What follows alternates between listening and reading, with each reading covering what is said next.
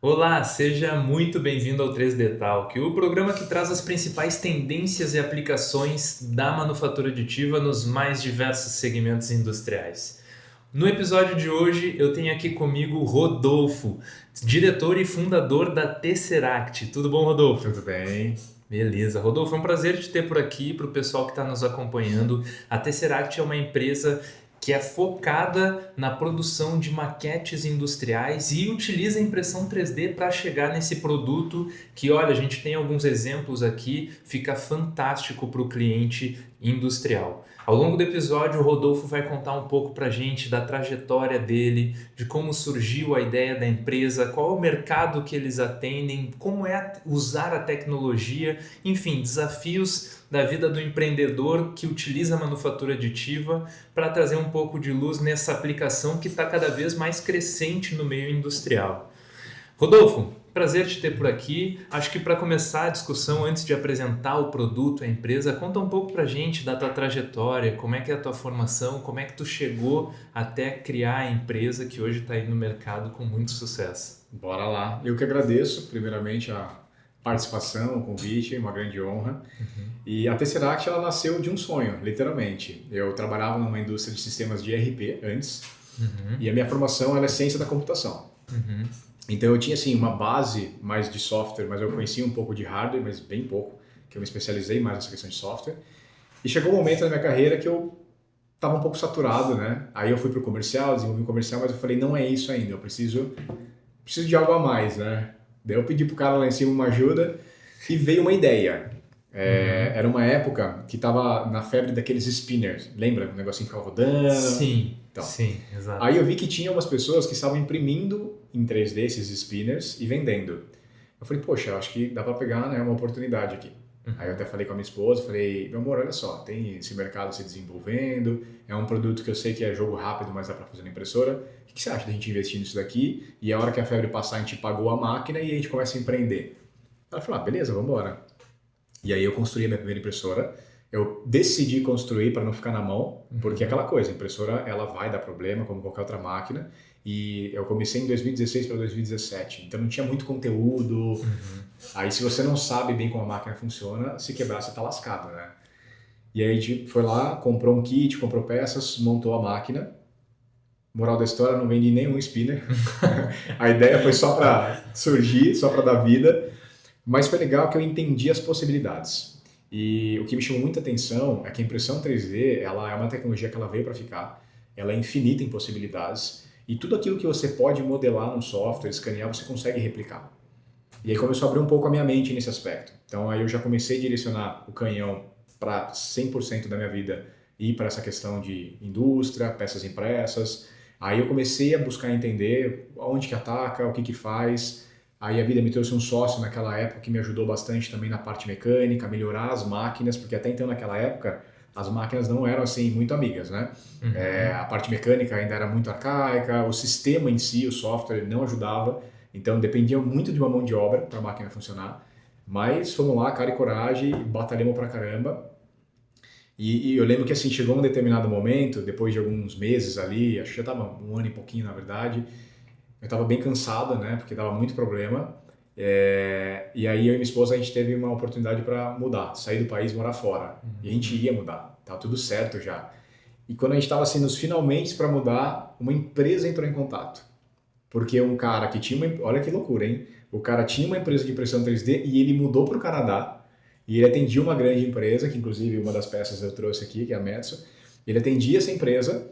E aí quando a empresa entrou em contato com ele para falar que precisava de um projeto, ele falou, olha, eu não estou mais no Brasil, eu vendi as minhas máquinas, nós compramos as máquinas dele, e eu comprei desse cara que fala com ele. E eles entraram em contato com a gente fechou o primeiro projeto, e de lá para cá não parou mais. E aí começou a aumentar muita demanda. E aí eu falei para minha esposa, e aí, vamos ou não vamos? Porque agora tem esse cliente, é um cliente grande, temos uma oportunidade, o que a gente faz? E aí então a gente decidiu tentar mais um pouco, né, aqui no Brasil, e deu super certo. Um cliente que ele trouxe outros clientes do próprio mercado de mineração, a gente começou a capilarizar para outros segmentos também da indústria, e aí começou a crescer, a Tesseract começou a ganhar corpo. Então, assim, é uma jornada de bastante desafio, muita vontade e coragem, né? Porque é tudo muito novo ali também. E no final deu tudo certo. Estamos aí, graças a Deus, crescendo e prosperando. Que legal. E esse primeiro cliente, ele já foi da área de maquete. Já. Então aí já veio aquele sinal para ti de que, ok, é o que eu tenho que apostar. Sim. E me diz uma coisa, como é que surgiu o nome Tesseract? De onde veio? Rapaz, isso aí foi eu e meu ex-sócio, a gente estava decidindo então, como que vai ser o nome da empresa, né? Já estava ali alguns meses no mercado, mas não tinha nome, não tinha CNPJ, nada. Aí a gente estava, lembro até hoje, numa esfirraria, comendo algumas esfirras com uma cerveja ali. Eu falei, Léo, a gente tem que pensar o seguinte, a gente está trabalhando com 3D. Só que nós somos uma empresa de inovação, de futuro, de tentar antecipar soluções para o momento presente. Qual que é o futuro do 3D? É o 4D, né? Que é algo que não dá para imaginar ainda. Tá, mas o que representa o 4D hoje? Se você quiser falar do 4D, qual que é a forma, a linguagem que eu consigo tentar falar que eu estou falando do 4D? E aí tem até um vídeo do Carl Sagan que chama Planolândia, que é bem legal, que ele tenta explicar o 3D pelo 2D e depois o 4D pelo 3D. Então o 4D ele é meio que o futuro do 3D. E a representação geométrica do mundo de 4 dimensões que a gente tenta representar no mundo de 3 dimensões é o Tesseracto, ou cubo Tesseract, hipercubo. Que ele é meio maluco a representação, depois recomendo aí a galera jogar no Google lá, animação Tesseracto, é muito doido. Mas tem uma forma, tem uma posição dele que se você congelar ali, ele fica exatamente parecido com o logo da Tesseract. Que legal, Essa cara. foi a decisão. Nossa, é um dos nomes mais bem elaborados que eu já vi. Foi pensado com muito carinho. Exato. E aí, desde então, desde este momento, a Tesseract, com sua estrutura, com as suas impressoras, com o primeiro cliente, decidiu que o caminho é a maquete industrial. Certo? Na verdade, Bruno, naquele momento ainda não estava tão claro aquilo. A gente tinha esse mercado de maquete que estava se aquecendo. A gente também trabalha com peças, produção de média e grande escala ali para a indústria. Estava meio a meio, né? Fazendo mock-up de produto, não tinha um nicho direcionado. Só que daí o mercado começou a surgir. O mercado começou a pedir, a demanda começou a crescer. E a gente começou a entender o problema que a gente resolvia, que eu acho que a gente vai falar um pouco mais pra frente, talvez aí, né? A gente falou, bom, aqui tem uma situação que dá para a gente ajudar. E a gente se especializou muito em determinados processos que resolvem esse problema com maestria. E aí, então, que a gente virou o canhão, quase que 100% ali para as maquetes de alto padrão industrial. Foi acontecendo quase que de uma maneira orgânica, assim, para vocês, né? Em um momento, a produção de maquetes ocupava 30%, foi crescendo, crescendo até tomar uma proporção de que ela realmente deveria ser o foco para vocês se especializarem. Exato. E eu acho legal a gente entrar, então, até um pouco no produto em si e na proposta da Tesseract e explicar um pouco para a gente o que é a maquete industrial. Perfeito. A maquete industrial, ela, digamos assim, ela resolve um problema da indústria no geral, tá? Toda indústria de máquina, de pequeno, médio e grande portes, ela normalmente vai em evento, feira, às vezes fora do estado, às vezes fora do país, e é muito difícil e custoso você levar o teu equipamento para uma feira. E é natural o pessoal levar o equipamento para a feira. Então, se você pega todos os custos envolvidos, questões logística, seguro, locação do espaço, que às vezes você tem que locar um espaço muito maior. Se é um equipamento muito pesado, você tem que ter até locar monks para poder instalar lá na feira. O custo do metro quadrado ele pode mudar se for algo que possa quebrar o chão. Enfim, é uma série de custos que envolve ali que o time de marketing tem que tomar a decisão para fazer uma feira de impacto. Porque a feira ela tem que gerar impacto. O objetivo de uma feira é captar a atenção de quem está ali, gerar leads, esses leads vão entrar em contato para futuramente fechar novos negócios. Pois bem, a maquete 3D, ela entra, uma das veias é essa, porque se você não levar os seus equipamentos, você não chama tanta atenção. Aí tem pessoas que às vezes decoram o stand mais de formas, imagens, adesivos, mas não chama tanta atenção. Se você coloca uma maquete 3D ali, você, além de chamar muito mais a atenção, você reduz todos esses custos que eu acabei de falar para você. E assim, de uma forma muito grande. A gente tem um caso de um cliente recente, um case, que todo ano ele vai para uma feira fora do país, no mercado de óleo e gás. E foi legal porque ele falou assim, cara, todo ano a gente leva lá 10 mil folders, né? E todo ano a gente volta com 5 mil para casa. Esse ano que a gente resolveu levar a maquete, que foi uma maquete até que pequena, porque eles fazem compressores gigantes, né? A gente, no terceiro dia de feira, acabou os folders. E aí a gente entendeu o quanto a maquete ajudou, porque ela tinha LED, inclusive, a maquete, ela ficava bem exposta, abria a carenagem, mostrava dentro, bastante detalhes, né? Então eu digo assim, todo ser humano ele tem ali uma criança, um adulto tem uma criança dentro que vai querer ver, vai querer, nossa, o que é isso aqui? E é incrível que quando você miniaturiza, gera um impacto visual muito grande. Porque veja, na feira todo mundo normalmente está levando equipamento, então é comum você ver muitos equipamentos. A hora que você vê um stand mais clean ali, minimalista, e as miniaturas, parece que convida para entrar. Exato. Entendeu? Então a gente reduz o custo, a gente cativa o cliente a vir mais para o stand para gerar mais conversões e gera um engajamento muito maior. Esse é um braço que as maquetes atuam. Um outro braço que a gente atende bastante também é para treinamento. Então, existem clientes nossos hoje que os equipamentos são muito pesados, grandes e pesados, e para você dar um treinamento requer outros equipamentos especiais, uma mesa com uma bancada especial, que também gera custo. E às vezes um produto é vendido fora do estado ou fora do país, como eu disse, e não dá para você dar um treinamento fácil lá.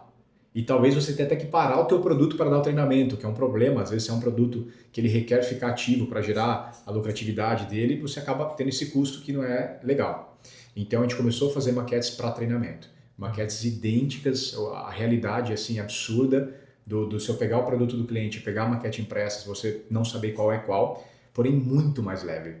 Então numa sala de reunião você reúne o time ali, desmonta, também gera engajamento maior, porque parece um legão ali, né? Claro. E o pessoal gosta, se interage mais ali, é tudo bem mais leve, não tem riscos ao longo do treinamento, até para as NRs que hoje exigem pontos de segurança, você alivia bastante ali essa questão. Então é um outro braço muito bacana que as maquetes atuam. E aí tem um terceiro braço que a gente atua também, que daí envolve inclusive essas miniaturas que a gente trouxe aqui, que é para o time de marketing, que quer fortalecer a marca, que quer fazer com que o cliente fique ali mais fiel, ou que o cliente faça um marketing para ele, porque veja, quando você dá uma miniatura dessa assim pro cliente, ele vai deixar na mesa dele. Né? Qual delas a gente está falando aqui? Qualquer uma delas, as duas, né? Essa aqui, inclusive, ela tem um mecanismo de funcionamento. Quer ver? Deixa eu abrir aqui para você ver que belezinha. Claro. Porque a gente faz também maquetes que funcionam. Então, ó, você abre aqui, ela tem os rolamentos para simular. A versão final dela tem até um skid que você apoia ela aqui assim. Aquela ali, ela tem o corte 1/4, olha que belezinha. Então você consegue mostrar dentro todos os elementos. Então quando você dá esse brinde para um cliente especial, ou de repente uma compra grande, é muito legal. O cara vai deixar na mesa dele e os clientes dele, que normalmente passa por ali, que já é um lead muito mais qualificado, vamos falar assim, vai ver isso daqui e provavelmente vai chamar muita atenção. Claro. Então você também atua no teu marketing de uma maneira mais estratégica, é um brinde diferenciado, fala um brinde de alto padrão.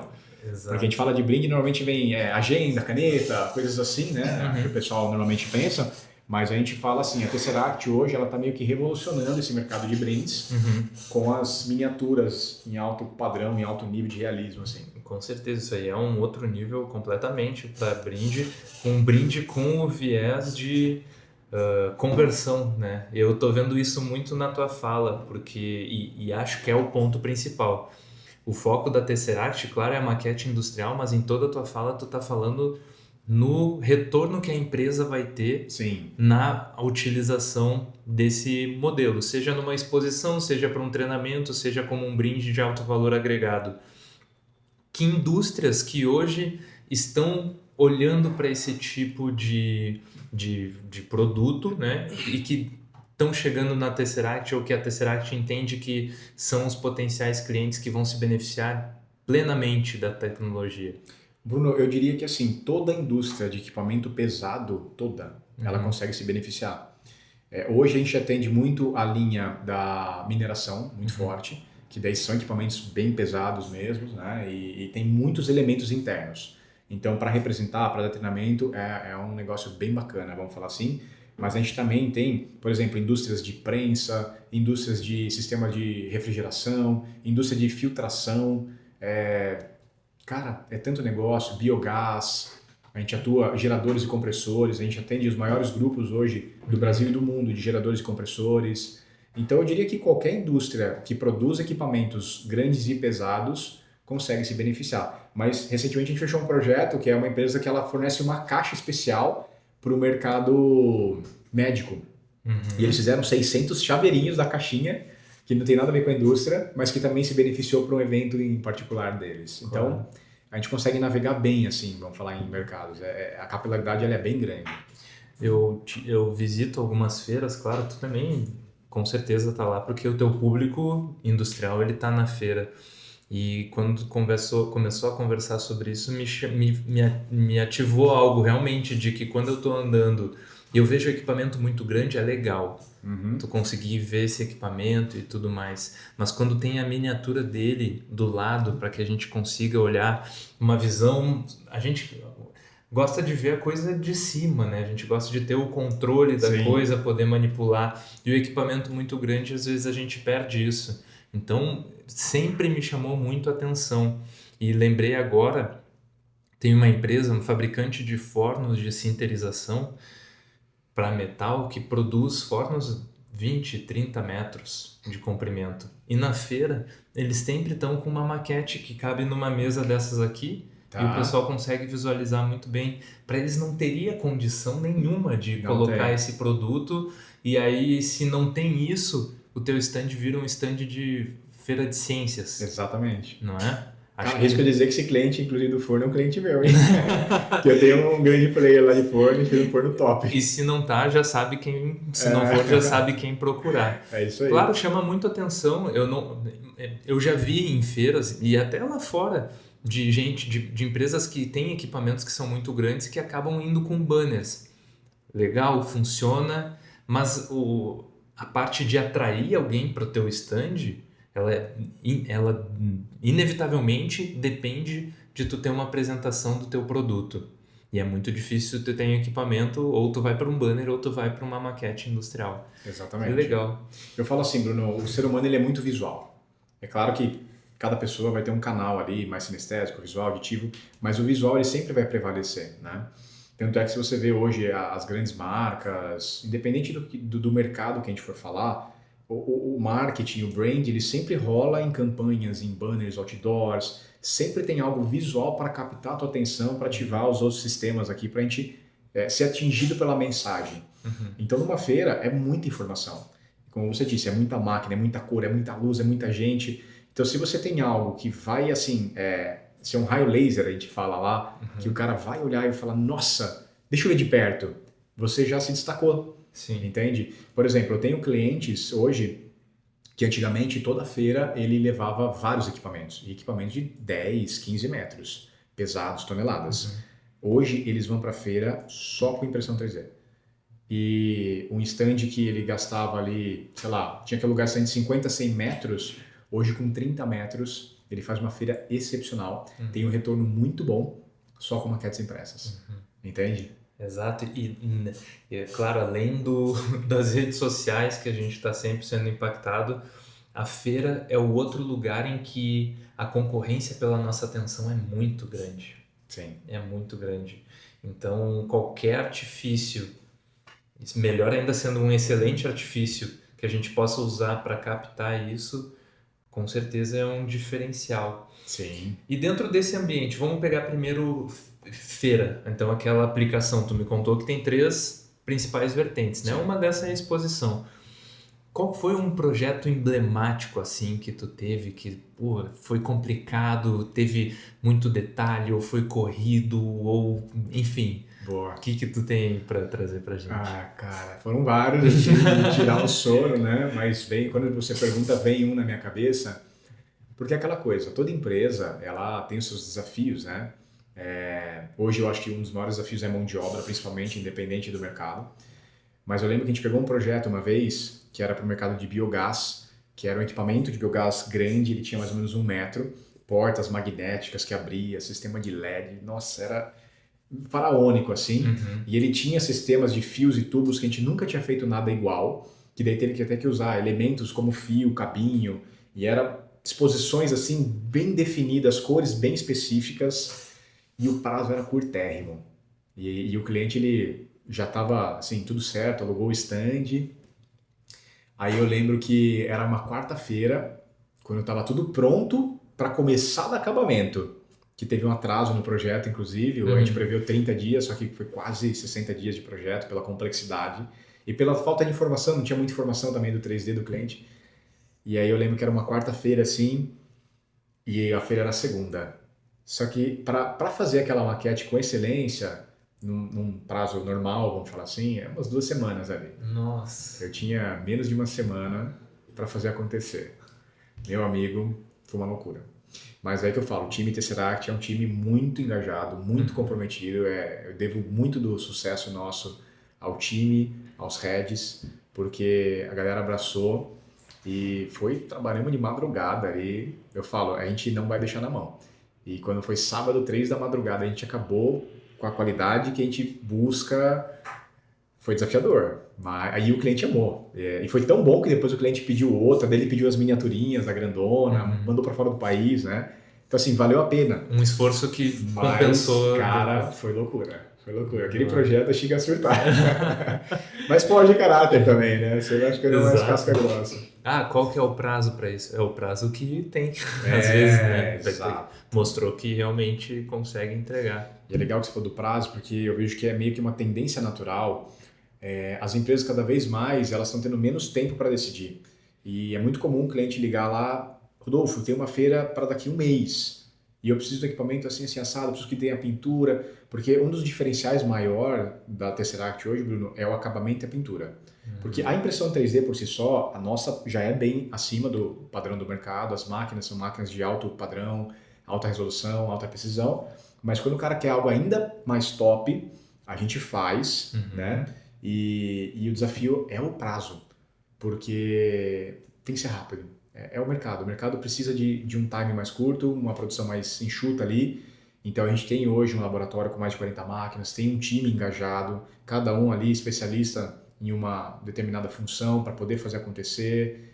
A gente está se organizando de uma forma que a gente consegue atender o mercado com esse lead time aí bem curto e com uma qualidade bem alta. É claro que tem casos e casos, óbvio, mas já chegamos a fazer maquete assim de um dia para o outro. Sem brincadeira. O cliente me liga, tô com o diretor aqui, veio de outro país, saindo embora, eu queria dar um presente para ele, consegue fazer uma miniatura assim, assim assado para amanhã. Eu falava, meu amigo, vamos lá, vamos ver o que dá para fazer. E já conseguimos fazer assim também. Sim. Mas é que eu falo, é um time, é uma família lá dentro, a gente se respeita muito como uma família e no final a gente entrega com qualidade e um prazo legal também. Que legal. E esse aspecto da qualidade, acho que é um ponto crítico aqui, né? Porque se a gente está falando algo que é exposição, que é para replicar um modelo em menor escala, a gente está falando de um acabamento muitas vezes que naturalmente da impressora a gente não obtém muitas vezes, né? Então, tu diria que o principal ponto de trabalho, do esforço, tá no acabamento, tá no pós-processamento, ou como é que está dividido isso, impressão e pós-processamento 50-50?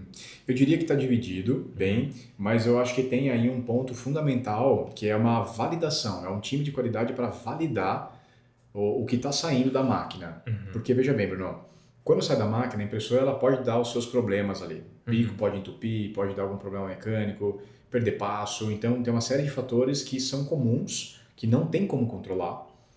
E aí, beleza, passou desse crivo, a qualidade barrou, a gente vai reimprimir, tá?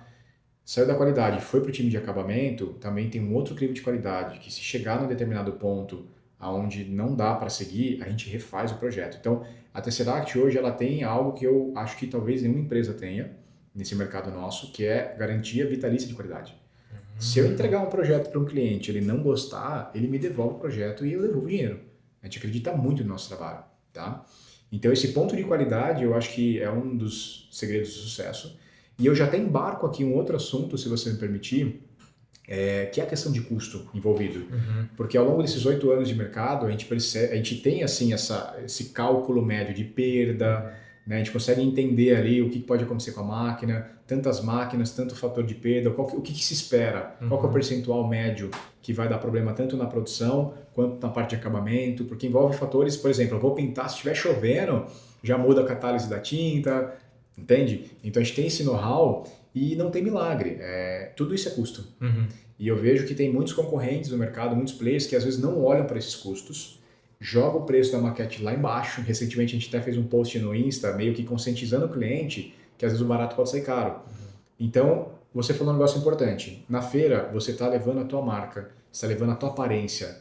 E aí, se você leva uma maquete, às vezes, que não tá legal, é a tua marca, entende? É a tua imagem, né? É a tua imagem. Como que o teu cliente ou o teu prospect, o lead, ele vai ver? Nossa, tá trazendo isso, como será que é o equipamento dele, né? Será que ele toma cuidado ou não? Então, existem riscos ali quando a gente não fala de custo. E para você ter um negócio muito bem feito, você tem que ter um time, uma qualidade muito bem feita. E tudo isso tem preço, né? Tudo isso tem um custo e tem valor também. Exato. Então eu diria que tá aí o segredo do sucesso nosso viu que tá ruim, a gente vai refazer. Começou do acabamento, por algum motivo se perdeu, a gente vai refazer. Não vai sair nada da Tesseract fora desse padrão. E se porventura sair, vai voltar e você não vai pagar nada por isso. A gente refaz do zero se precisar. Excelente, acho que essa frase que eu acho que pega muito, né? Não sai da Tesseract sem um crivo de qualidade que realmente esteja no padrão Sim. que a empresa acredita e entrega. E pelo papo, né? Todo mundo aqui está podendo perceber e quem está acompanhando em vídeo vê que realmente é um acabamento diferenciado, é uma maquete de uma qualidade diferenciada e quem acompanha, quem pôde acessar o Instagram ou até mesmo o site e conhece os clientes que vocês atendem, vê que é uma empresa que se coloca num patamar de quem está carregando essa bandeira de que a impressão 3D ela é um assunto sério e que ela tem que entregar qualidade. Não é porque é impresso que a gente vai se permitir certos níveis de acabamento porque a impressora faz isso. Não, é um modelo de negócios que utiliza a impressão 3D, mas que é a excelência da tecnologia, né? E acho que isso chama muito atenção. E dentro desse ponto das maquetes, né? Agora eu estou olhando aqui, eu vejo que a gente pode ter duas linhas. A maquete é aquela que é mais estática ou uma maquete às vezes mais funcional, que tenha movimento. Trabalha com as duas tecnologias, com os dois lados assim também? Sim, a gente trabalha, tem maquetes que a gente faz automação com Arduino, movimentação, LED, já saiu tanta loucura de lá. É? Que legal. E o pessoal pede bastante isso, mais para exposição ou daí já mais para o treinamento? Os dois, tanto para exposição, às vezes para você explicar um determinado produto que tem uma característica funcional, um diferencial, que não vale a pena levar o equipamento, então você leva o produto. Também quanto para dar um treinamento. Então, por exemplo, treinamento de NR. Hoje a NR ela vem apertando cada vez mais, as NRs, né? Então você vai dar um determinado treinamento, você quer mostrar uma possível situação, um possível problema, um possível acidente, então dá para você automatizar. A gente faz essas automatizações internas também se precisar. Entendi. Legal, então a gente acaba até puxando um pouquinho para a tecnologia, porque aí já não tem mais só a impressão 3D. Exato. Né? Não tem, já não tinha, porque se tem toda uma etapa que 50% é o teu acabamento, acaba que já envolvia uma outra linha de tecnologia. Mas agora, entrando nessa parte da impressão 3D, 40 máquinas vocês falaram? Hoje está com um pouquinho mais. 40 mais máquinas. Tecnologias, E impressão 3D de quais tecnologias vocês focam? Hoje a gente foca em FDM, que é o plástico comum que todo mundo conhece, e também a SLA, que daí entra a resina, a fotopolimerização. Quando tem muitos detalhes, peças pequenas, a gente vai para a resina. Aí assim não tem nem conversa, né?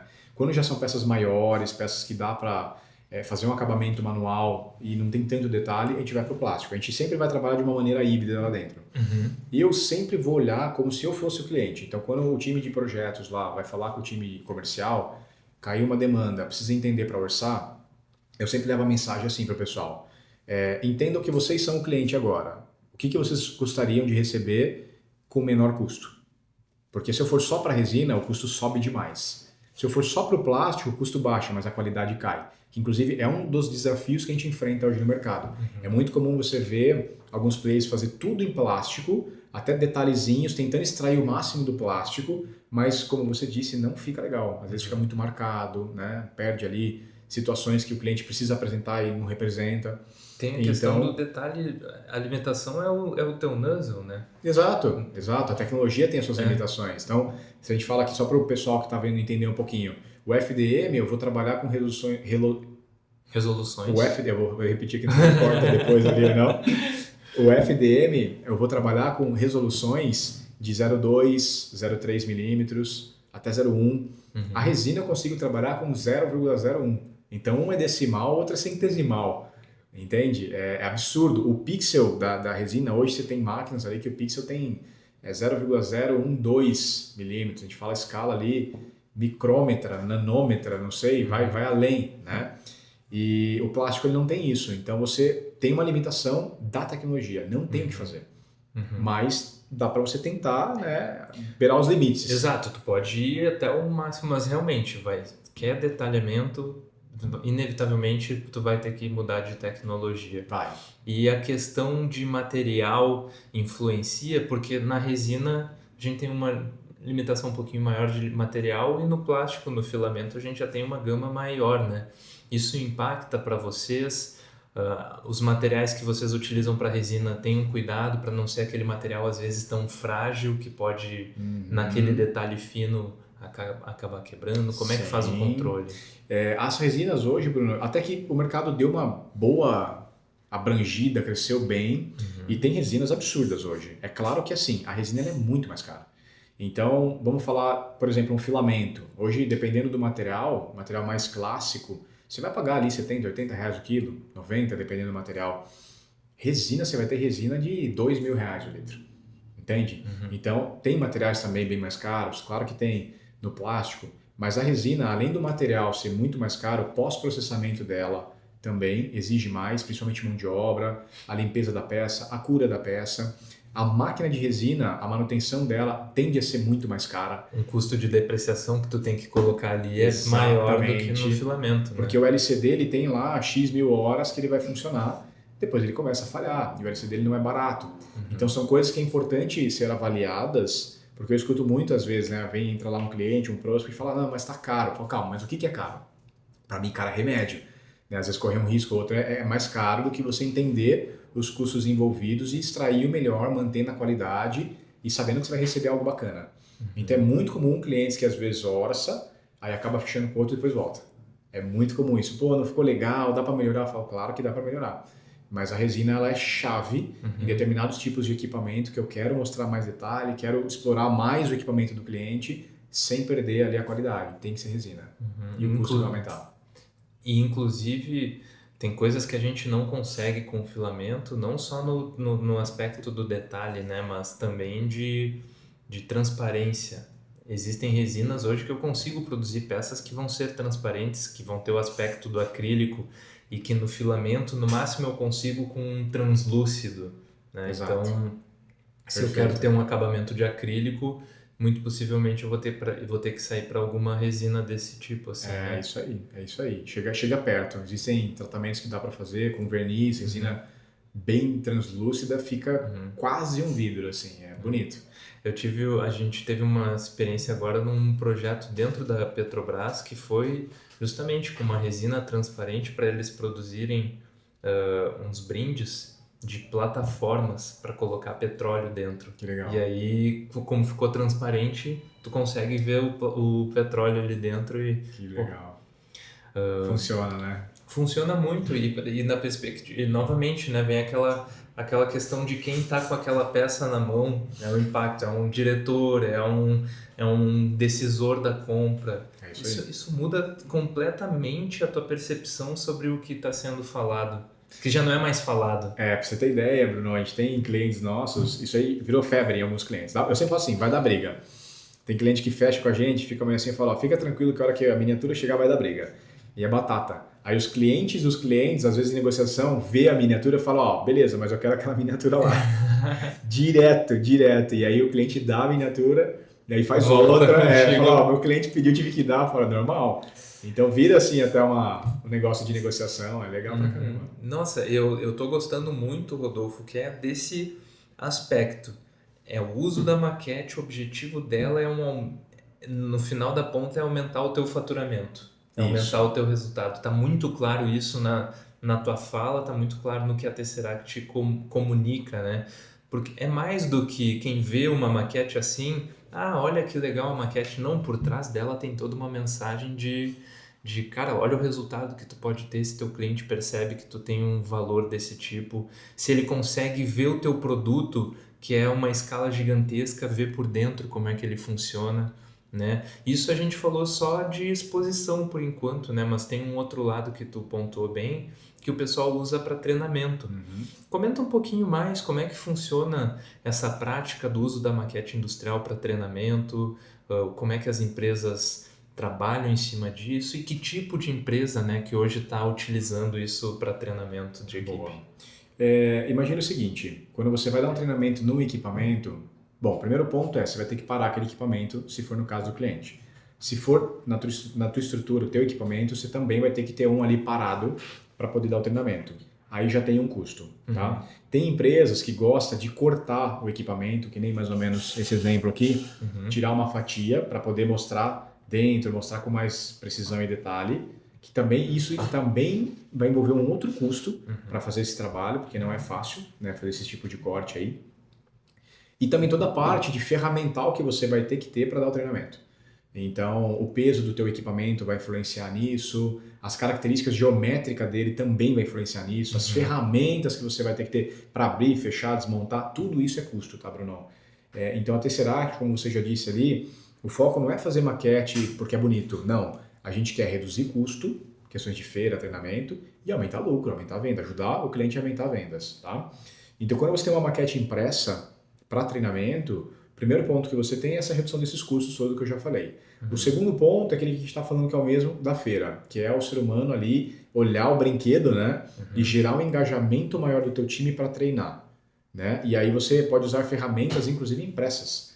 As ferramentas grandes, pesadas que você precisaria, até uma chave de fenda que seja ali na brincadeira, você pode imprimir as ferramentas, fazer um kitzinho, e a gente faz inclusive uma mala especial para transporte aéreo e até também para carga, né, que é uma mala, ela é feita em compensado naval, perfil de alumínio, rodinha, alça telescópica. Dentro dela tem todas as espumas separando as partes, manual. Então é uma experiência. Você pode levar esse treinamento aonde você quiser. Então eu vou dar um treinamento lá no Espírito Santo. Pega a tua mala, vai para o aeroporto, embarca ela. Lá dentro tem a miniatura do teu equipamento, ou até na escala 1:1 se você quiser. Todas as ferramentas dentro. Tem um manualzinho. Chega lá, abre, é muito dinâmico, é muito prático e muito didático. Você entendeu? Sim, com certeza. Aí que muda totalmente a visão do treinamento. E aí claro, eu vou focar, vamos perguntar de novo do treinamento, mas é que me abriu uma outra janela aqui conversando que foi, se é algo que cabe na minha mala, eu posso ir no cliente e facilita o treinamento, isso também é uma ferramenta importante para o teu vendedor daqui a pouco, né? Exatamente. O cara que o vendedor é aquele cara lá que tá na rua, tá indo atrás do cliente para mostrar a solução, e às vezes, eu trabalho com equipamentos muito grandes. É meio abstrato, às vezes, falar do teu produto se tu não tem uma visão clara dele, né? E se o teu vendedor tem a opção de levar e mostrar o equipamento, isso aí é... Exato, dá para fazer uma maleta de mão, a miniatura do equipamento, de repente cortado ali, mostrando, pondo até um acrílico, mostrando dentro o que precisa ser mostrado, os diferenciais. Isso, a venda fica muito mais dinâmica, mais interativa, tem mais também o engajamento do teu cliente ali, ajuda com certeza a vender mais. E tem casos assim hoje na Tesseract? Tem, vários casos. De vocês produzirem isso? Muitas vezes começa numa maquete de evento, que daí o time de marketing vem, precisa ali para pagar, né, aqueles custos que tem na feira. Depois, o próprio time de marketing às vezes enxerga essa demanda, enxerga essa oportunidade interna. E normalmente quem vai para o evento, para a feira, são os vendedores. Vai marketing, mas também os vendedores. E aí os vendedores percebem a facilidade ali do discurso e falam, pô, não tem como fazer uma menorzinha para levar? E acontece muito. Legal. E nesse sentido, então, falamos aí de que a Tesseract atende esses clientes para produção das maquetes para o marketing, para vendas, mas como é que funciona o processo aí de fechamento dentro da Tesseract? Como é que o cliente encontra vocês e acontece todo o processo dele até chegar no produto final pronto? Ele já vem com a ideia, ele já vem com o modelo digital, vocês ajudam a construir isso junto? Como é que funciona? Tem os dois lados, né? Por exemplo, se é um cliente que ele já tem um equipamento formado, ele tem todo o 3D ali, o CAD, sabe o que é, claro que é muito mais fácil. a gente normalmente assina um termo de confidencialidade, uma NDA, recebe os arquivos 3D do cliente, normalmente o arquivo em STEP, ele é bem legal, que ele é universal entre os softwares de CAD. Desse arquivo, a gente faz um briefing de entender que tamanho que vai querer, tipo de acabamento, cores, tudo certinho, o que precisa mostrar, o que não é tão importante. E aí a gente vai para essa escala e começa então, faz o orçamento, aprovou, começa a modelar. Essa parte da modelagem é um ponto muito importante para a gente, porque na impressão 3D, independente do que eu mandar para a máquina, ela vai fazer, certo? Então eu posso, se eu quiser imprimir tudo isso aqui junto, eu posso imprimir tudo junto. Mas a orientação que eu vou imprimir vai definir a qualidade. Os encaixes que eu vou criar no meu arquivo 3D vai também definir a qualidade, porque a montagem, o lado humano, o operador lá, ele pode colar errado. E aí você aumenta as perdas. Então a gente chama de inteligência de projeto, que é o momento que o meu modelador ele vai pegar o arquivo, ele vai fazer um monte de gabarito 3D, um sistema meio que Poka-yoke ali, que só tem uma forma de encaixar, vai definir as melhores orientações para o time de impressão, colocar lá nas impressoras da melhor maneira possível, otimizado, e aí sim vai para a impressão. Então só aí já eu vou falar assim, é um baita trabalho que a gente tem, mas a gente sabe que saiu da máquina respeitando todos esses processos, a hora que for para o time de montagem é meio caminho andado, acho que até mais que meio. E aí o time sim vai montar, vai colar, a gente tem gabaritos, por exemplo, adesivos, essa é uma maquete que ela tem alguns adesivos. Aonde que vai o adesivo? A gente faz um gabarito, roda esse gabarito ou em corte a laser ou em impressão 3D para ter exatamente a posição dele, ou até na peça deixa uma linhazinha bem suave para poder colocar o adesivo respeitando ali os limites que ele tem que ficar. Então, assim, a gente toma cuidado nos mínimos detalhes. Tá? E aí sim, depois vai para o acabamento, depois do acabamento vai para a expedição, tem os pontos de qualidade entre todas essas etapas e aí vai para o cliente. Entendi. E, bom, é um processo extremamente rigoroso de controle de qualidade de gerenciamento de todas as etapas do projeto, né? Desde a chegada dele no primeiro contato com a empresa. E aí sai aí como produto final. Um entendimento de vocês é de que esse tipo de produto, a maquete industrial física, ela pode estar em parte substituindo as simulações virtuais que a gente tem? Com certeza. Ou hoje são coisas complementares? O que tu entende dessa Olha, parte? eu entendo que complementa, mas dá para substituir também. É que depende do nível da animação, eu quero que... Vou pegar um exemplo de um cliente nosso que está recente. Ele tem animação de um equipamento dele que passa água, uma turbina, vai gerar uma certa eletricidade. Dá para fazer todo o mecanismo funcionar no impresso, acender LEDs, acender uma casinha, que é o que a gente está vendo, funciona super bem. E é mais legal nessa questão que eu falo da interação da pessoa vendo ali fisicamente. Sim. Então dá para substituir, mas dependendo, até por questão do investimento que o cliente queira fazer, dá para fazer um híbrido. Então ele vai ter na mão aqui para mostrar o que ele precisa mostrar e ali na apresentação, no vídeo, ele vai explicar o funcionamento. Funciona super bem juntos. Entendi. Claro, complementar, Sim. mas que no caso pode ser usado só ela também. É um plus, né? É um plus. E hoje a Tesseract, né, ainda nesse ponto de mercado, como é que ela se destaca em relação àquele concorrente que só faz um mock-up, um protótipo, alguma coisa que de uma certa maneira acaba estando no mesmo mercado, atendendo uma mesma demanda de vocês, mas que às vezes não tem essa robustez tanto em equipamentos quanto em pessoas, que é algo que tu pontou que é bem importante, e processos. O que é o destaque hoje da Tesseract? Eu diria assim, se for em uma palavra, é a qualidade. A qualidade hoje a gente se caracteriza como uma empresa de desenvolvimento de maquetes de alto padrão. Então, quero algo muito bem feito, com muito detalhe, um acabamento fino, Tesseract. E esse é o maior diferencial nosso. Mas é claro que para chegar nessa qualidade, tudo que você falou, tem o time, tem as máquinas, tem um parque com muitas máquinas para poder atender demanda rápida, o time também, esse lead time de produção, a gente consegue às vezes fazer uns milagres lá. Então a gente destaca, eu diria que com o comprometimento com o cliente, a gente busca sempre um relacionamento também, fazer assim um atendimento muito bom, muito próximo. A gente busca tentar ajudar os clientes, não só fazer a venda e entregar, não, é entender como que a gente ajuda, como dentro daquele projeto eu facilito a vida dele, facilito a venda dele ou a apresentação dele que seja. Então a gente tem um time bem criativo, olhando para o projeto quando ele entra, não só como um projeto que está entrando, mas, cara, o que o cliente está esperando disso? Qual que é o over-delivery que a gente pode dar aqui? A gente faz muito over-delivery. tem projetos que a gente fecha uma coisa e entrega outra, Uhum. sem brincadeira. Então, às vezes a gente acaba nem tendo um lucro naquele projeto, mas o cliente fica tão encantado que se paga ao longo dos anos de parceria. Então, eu diria que a Tesseract é uma empresa totalmente focada em resolver esse problema para o cliente da melhor maneira possível, com a melhor qualidade possível. Então, muito mais do que o processo da impressora, vem a visão da expectativa do cliente. Sim.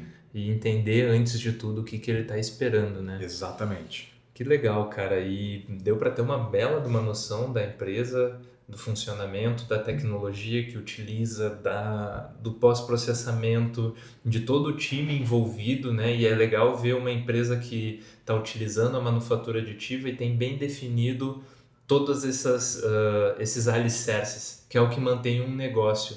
Então não é aquela coisa de que eu tenho uma empresa de impressão 3D. Não, eu tenho uma empresa que resolve uma dor de um cliente específico e que utiliza a impressão 3D para isso. Exatamente. Né? Então isso é muito legal e dá para ver na tua trajetória pessoal que tu traz isso com muita seriedade. Hoje, né, entrando talvez até para um lado um pouquinho mais de uma experiência pessoal tua, como empreendedor da manufatura aditiva, quais foram os desafios que tu sentiu ao longo do caminho que teve que superar para hoje estar na condição que a Tesseract está hoje? Vamos falar assim, no começo a barreira tecnológica ela foi bastante desafiadora. Então, naquela época, 2016, 2017, as máquinas ainda estavam engatinhando aqui no Brasil. Fora daqui tinha muita coisa, mas os custos eles eram muito altos para quem estava começando. Até por isso que eu optei em meio que construir uma primeira impressora, redução de custo, entender da tecnologia. E foi importante, porque, como eu disse, eu não sou um cara da mecânica, né? E eu não tinha a menor noção. Então eu ia montando a máquina, aí por exemplo, eu estava acostumado a imprimir sempre peças pequenas. Quando eu imprimi peça grande, eu não tinha dimensionado um fio do eixo Z para uma peça maior do que eu já fazia, a máquina no meio da impressão estourava o fio, perdia passo. Então assim, essa barreira tecnológica, ela forjou muito uma visão minha, mais mecânica. Depois disso, foi mercado. Porque veja, é muito novo tudo isso.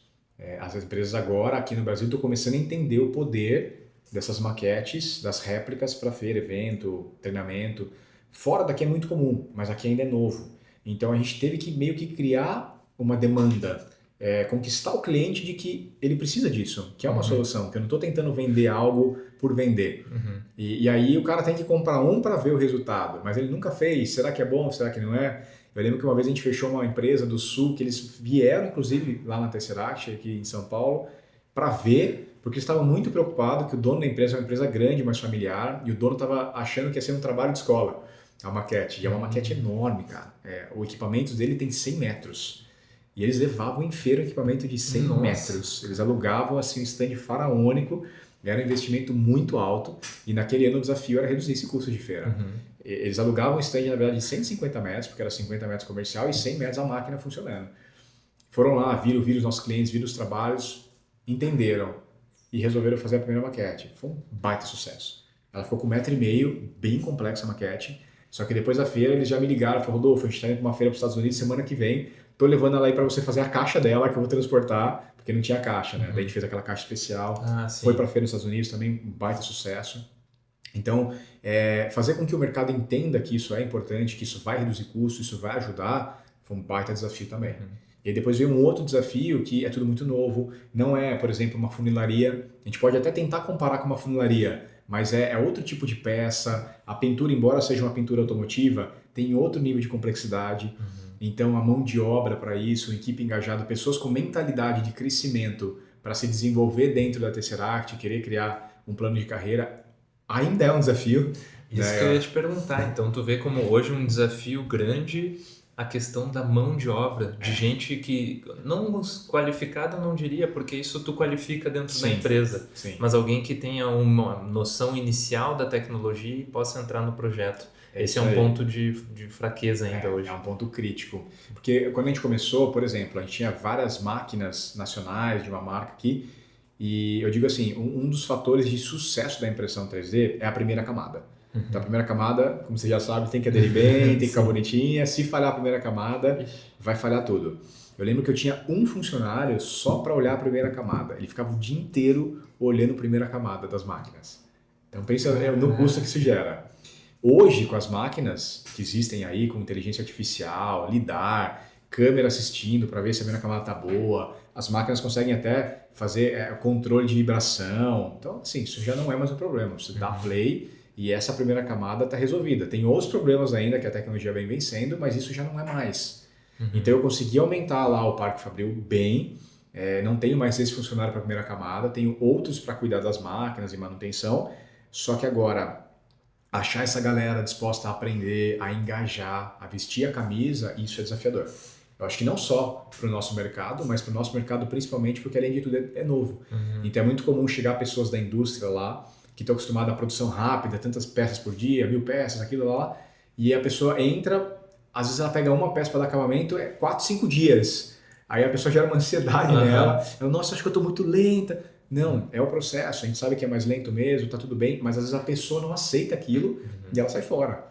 Entende? Então a gente está vendo inclusive tecnologias para ajudar em desenvolvimento no acabamento, acelerar. A gente vem fazendo vários estudos. Lá a gente está toda hora tentando inovar, né? Seja com produtos químicos, seja com tecnologia, a gente sempre tenta inovar. Mas isso é um desafio grande. E o mercado está começando a perceber cada vez mais essa necessidade de trazer as maquetes para dentro e a demanda está crescendo. E aí a gente às vezes tem que segurar um pouco. O mercado vem com muita força e fala, calma, né, me dá um tempo.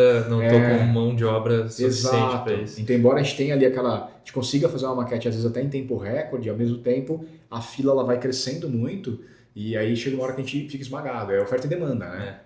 Então são alguns desafios que a gente enfrenta, mas que eu acho que todo empreendedor, né, toda empresa vai passar por isso. E a gente tem vivido um momento em que a mão de obra técnica tem diminuído, né? Sim. O jovem hoje, né, que está chegando para o mercado de trabalho, ele não é como há 10, 15, 20 anos atrás, em que via no Brasil, no mercado nacional, um potencial para ir para a indústria. Hoje ele já não tem mais aquele vislumbre, né? Então, das nossas formações tecnológicas, a gente vê isso, são dados das impressoras, das universidades, mostrando que a procura por cursos de engenharia, qualquer nível, eles estão caindo, né? Então, inevitavelmente, vai ser sentido esse impacto. Imagina a Tesseract, que ainda tem uma operação em que quem trabalha é a impressora. Sente isso. Imagina as indústrias grandes que daqui a pouco vão estar perdendo também esse ponto, né? Isso que você falou. É bem alarmante, assim, na minha opinião, sabe, Bruno? Eu tive uma fase que eu dei aula no Senai de impressão 3D. Tinham dois módulos lá que a gente construiu, que era manutenção e montagem, programação e operação de impressoras 3D. E depois o Senai é legal, que você vai crescendo lá dentro, você vai conseguindo dar aulas em outros cursos. E eu senti muito essa diferença que você falou. Os professores mais antigos de casa falavam, cara, a gente assim tá dando o nosso melhor, mas a gente percebe que a nova geração não está engatando como antes. Né? Não sei se as telas aí vêm meio que dando uma saturada, né? Dopamina, mas é uma preocupação que eu vejo no mercado como um todo. E às vezes eu fico tão preocupado que eu vou falar com amigos empresários, ali, fornecedores, clientes, e eu falo, e aí, vocês estão vivendo? Todo mundo é unânime, fala assim, para nós também está difícil. Então, uma das coisas que a gente faz para tentar mitigar isso é buscar soluções, buscar tecnologias. Uma delas que eu falei, hoje tem máquinas de impressora 3D que faz grande parte do trabalho ali bem feito sozinha. Mas ainda tem que programar, tem que fatiar, tem que parametrizar. Eu falo assim, se eu pegar uma impressora 3D e der na mão de 10 pessoas diferentes, a mesma máquina, você vai ter 10 resultados diferentes. Entendeu?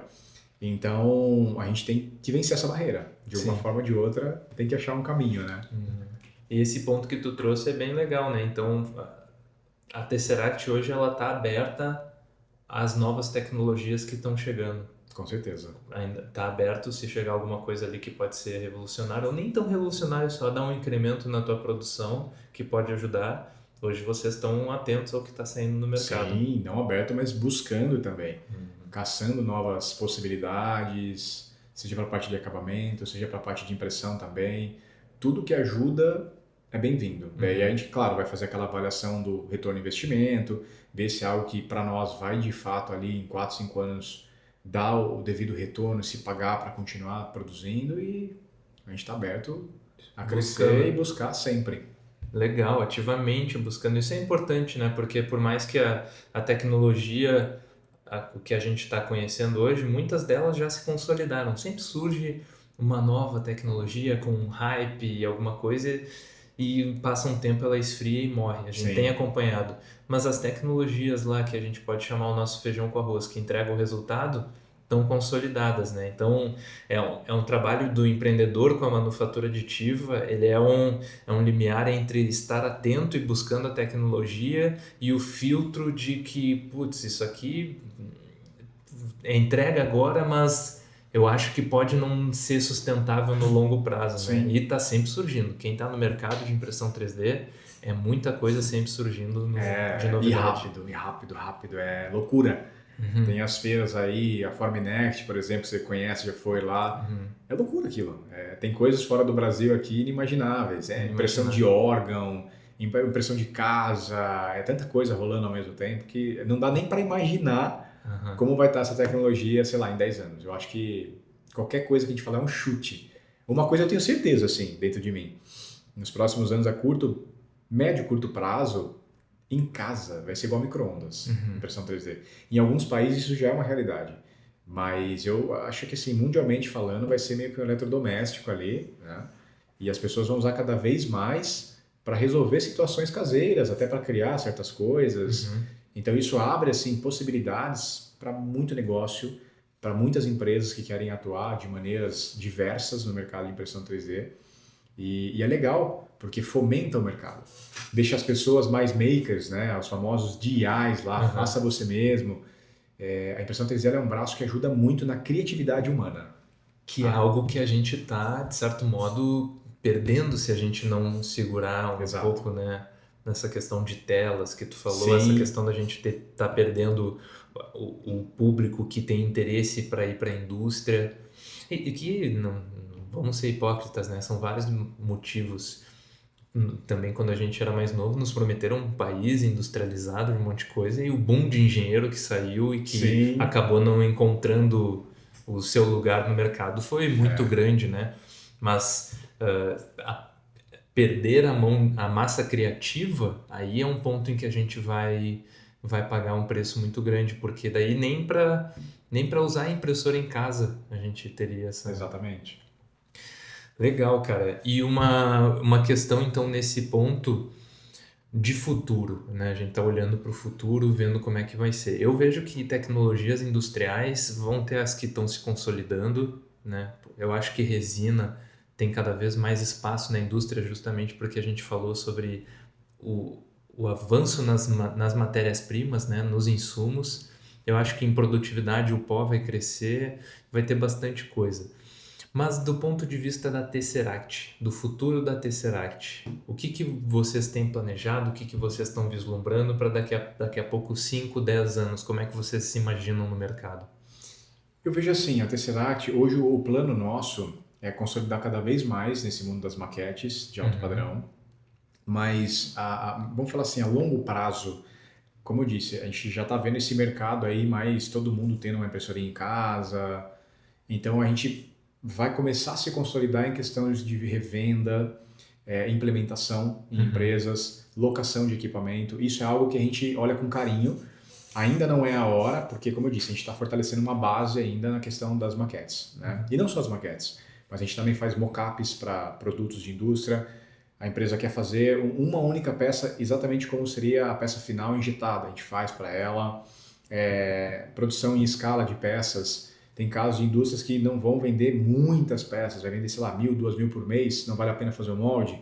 A gente faz também com alto padrão, alta qualidade, mas a gente está começando a olhar já, aí para os 5, 10 anos, essa questão de olhar para as máquinas. Porque, como eu disse, isso era uma barreira muito alta, porque as máquinas davam muito problema. Ainda dá um pouco, mas bem menos. Então, a gente acredita que em 5 anos as máquinas vão estar assim, bem igual uma impressora hoje. A impressora antigamente também, cara, era na gráfica ali lá. Engolia papel, entupia o cabeçote, era um parto. Hoje todo mundo tem impressora em casa.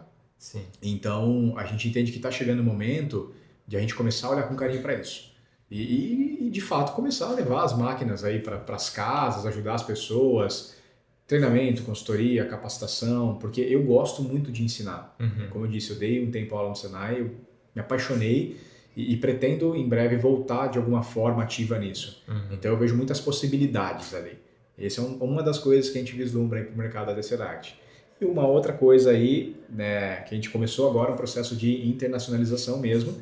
A gente começou a exportar alguns projetos, que a gente percebeu que muitos clientes nossos têm matriz ou braço fora do país e eles começaram a olhar para cá. Eles começaram a ver que vale a pena comprar no Brasil, até por questão do câmbio, e eles gostaram muito da nossa qualidade.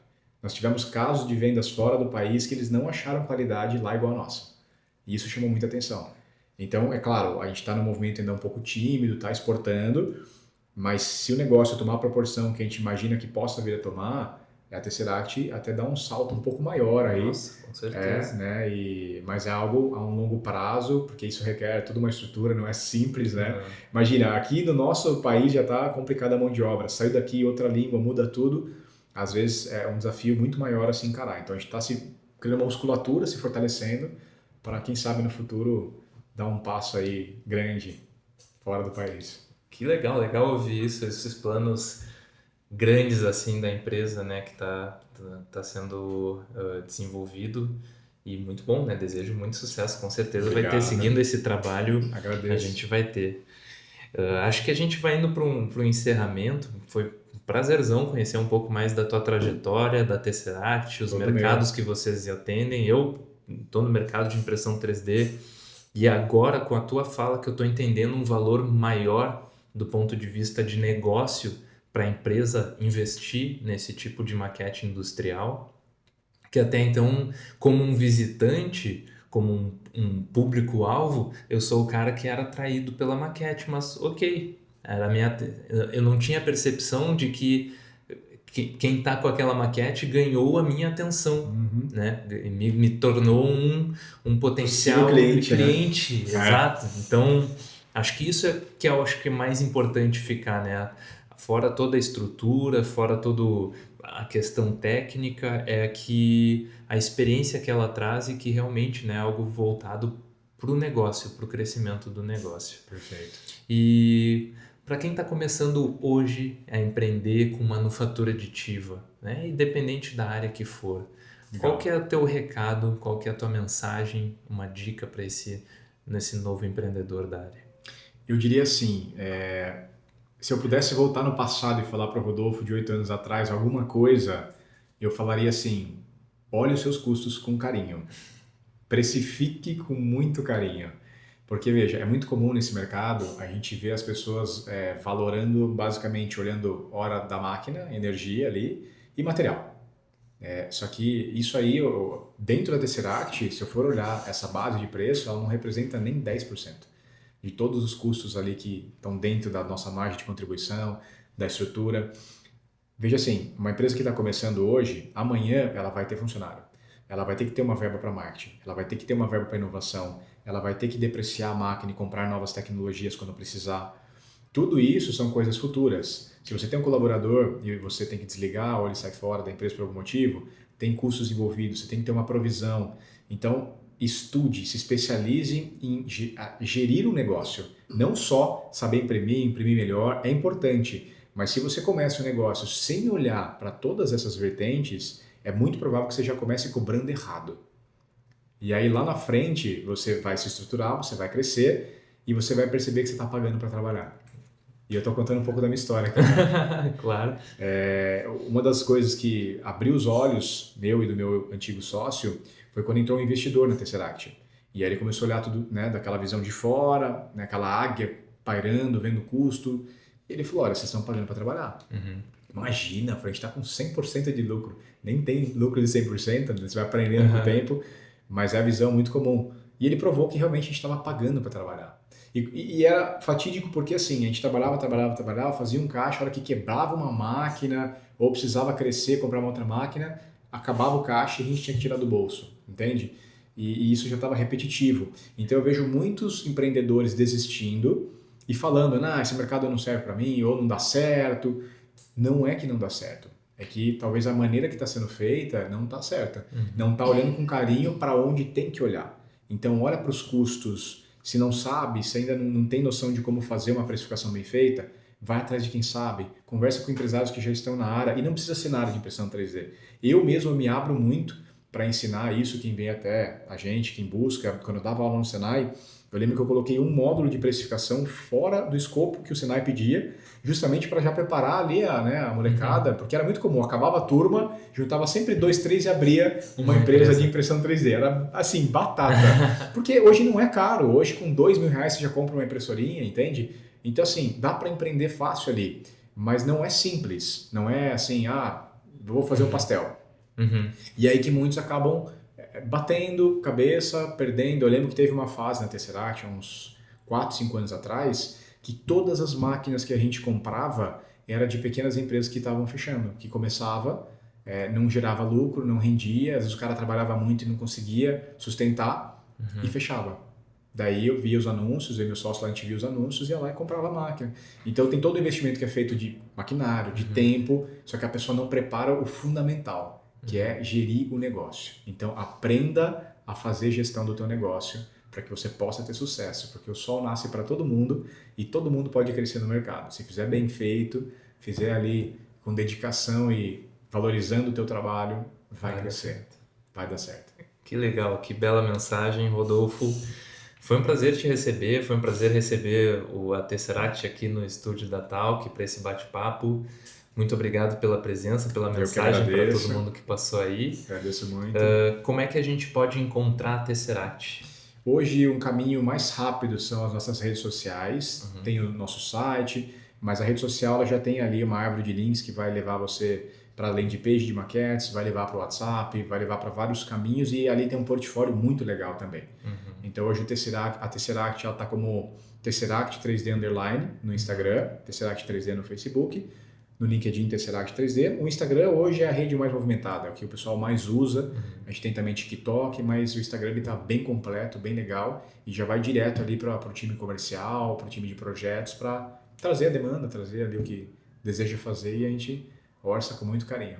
Legal, beleza. Pessoal, estamos chegando ao fim de mais um episódio do 3D Talk, dessa vez com o Rodolfo da Tesseract, compartilhando tudo sobre maquete industrial, sobre a trajetória dele pessoal e dando, inclusive, fechando com umas dicas valiosas para quem está buscando empreender na manufatura aditiva, né? Pontos importantes. Fica aqui meu agradecimento a todos que acompanharam. Muito obrigado e até o próximo episódio.